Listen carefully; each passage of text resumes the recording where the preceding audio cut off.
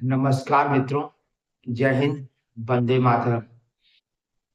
आज मैं आप लोगों को समान नागरिक संहिता के बारे में बताना चाहता हूँ।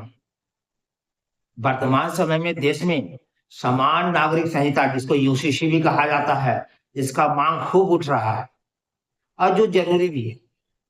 हमारे संविधान के अनुच्छेद 44 में 44 में समान नागरिक संहिता की व्यवस्था की गई है, जिसमें यह कहा गया है कि भारत सर्वधर्म समभाव का देश है।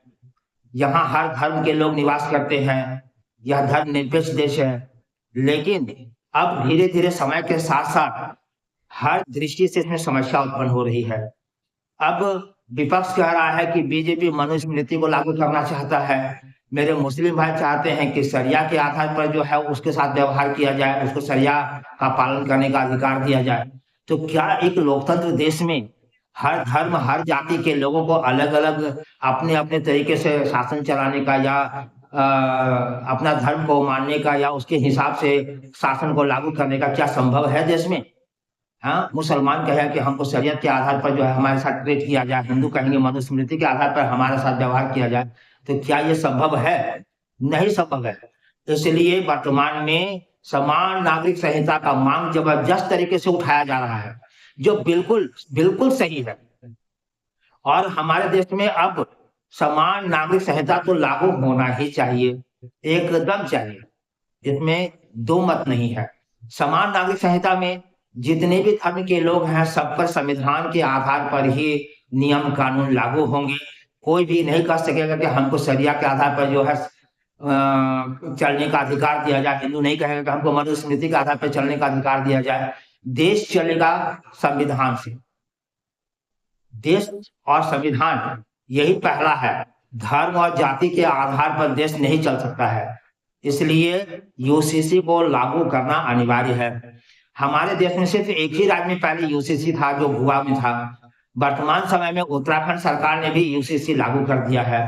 अब इसका देखा देखी बीजेपी के जितने भी राज्य हैं, वहां पे यूसीसी का फॉर्मूला बनाया जा रहा है, यूसीसी का ड्राफ्ट तैयार किया जा रहा है और इसको जल्द से जल्द ये राज्य लागू करने की स्थिति में है। लेकिन सारे लोग कह रहे हैं कि राज्य सरकार क्यों बनाए, यह भारत सरकार क्यों ना बनाए, इसको पूरे देश में लागू किया जाए, चाहे कहीं भी किसी भी दल का सरकार हो।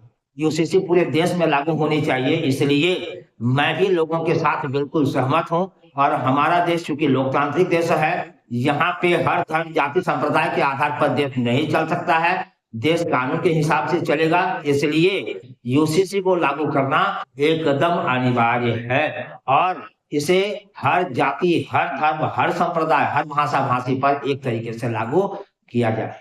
अगर भारत सरकार बेटियों की शादी का उम्र जो है 21 साल निर्धारित करता है, तो चाहे हिंदू हो, मुसलमान हो, सिख हो, ईसाई हो, हर बेटी की शादी 21 साल के बाद ही होगी या 21 साल में ही होगी।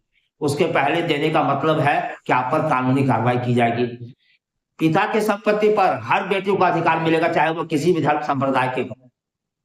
उन्हें पुरुषों के बराबर हर प्रकार के अधिकार मिलेंगे। 3 तलाक भी सबके साथ एक जैसा जो है नियम कानून होगा।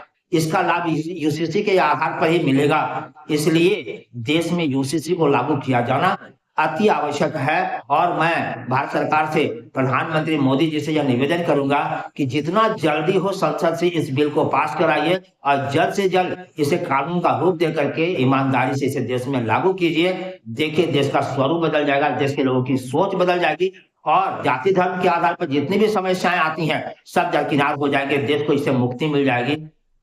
जय हिंद, जय भारत।